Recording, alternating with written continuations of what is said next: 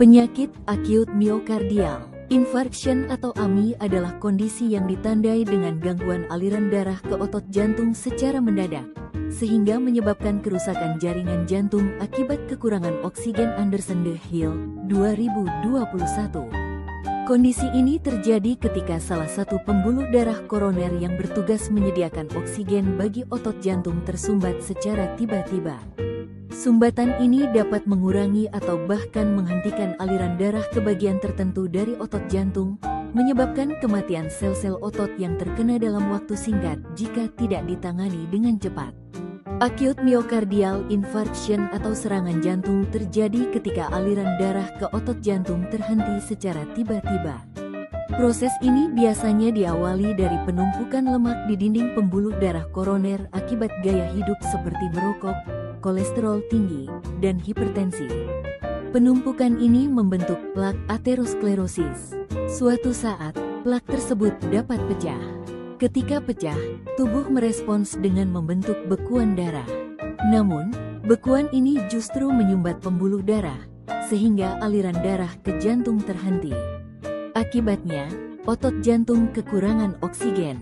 Jika tidak segera ditangani dalam waktu singkat, sekitar 20 hingga 30 menit, sel-sel otot jantung mulai mati dan terjadi infak atau kerusakan permanen. Manifestasi klinis utama adalah nyeri dada atau rasa tidak nyaman seperti tertindih, yang dapat menjalar ke leher, rahang, bahu, dan lengan, terutama sisi kiri. Gejala lain meliputi keringat dingin, sesak napas, jantung berdebar, pusing, dan rasa cemas. Penata laksanaan terdiri dari 3 fase. Pertama, resusitasi awal, dengan fokus mengembalikan sirkulasi melalui CPR dan defibrilasi dini. Kedua, fase reperfusi, yaitu membuka sumbatan pembuluh darah dengan PCI atau trombolitik. Ketiga, pasca resusitasi, yang bertujuan menstabilkan kondisi pasien dan melindungi organ melalui perawatan intensif. Pengkajian pasien dengan dugaan gangguan jantung dimulai dari anamnesa dan pemeriksaan fisik.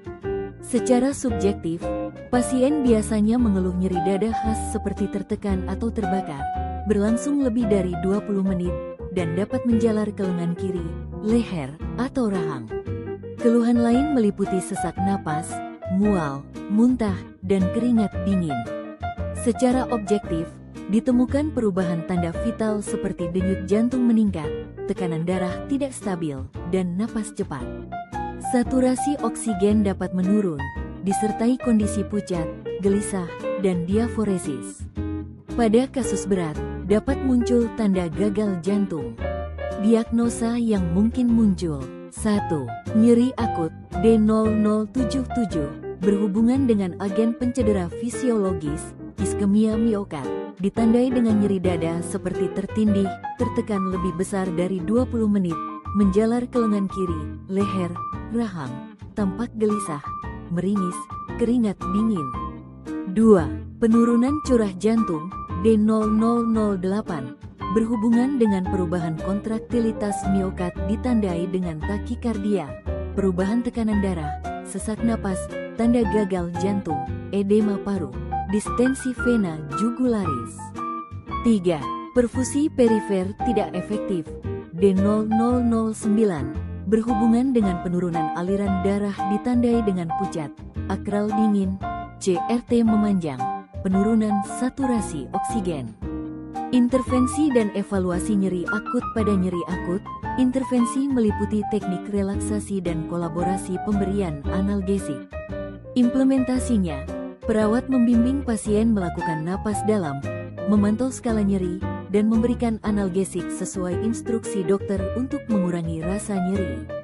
Pada penurunan curah jantung, intervensi difokuskan pada tirah baring dengan posisi semifowler dan pembatasan aktivitas. Implementasinya, perawat mengatur posisi kepala 30-45 derajat, membantu aktivitas sehari-hari pasien, serta membatasi aktivitas yang dapat meningkatkan beban jantung. Pada perfusi perifer tidak efektif, intervensi dilakukan dengan memonitor tanda vital setiap 1-2 jam, memantau EKG, memberikan oksigen bila saturasi di bawah 90%, serta kolaborasi pemberian obat seperti nitrogliserin dan heparin. Implementasinya, perawat secara rutin mengukur tekanan darah, nadi, pernapasan, dan SPO, memasang serta memantau EKG, memberikan terapi oksigen sesuai indikasi, dan memastikan pemberian obat tepat dosis dan waktu.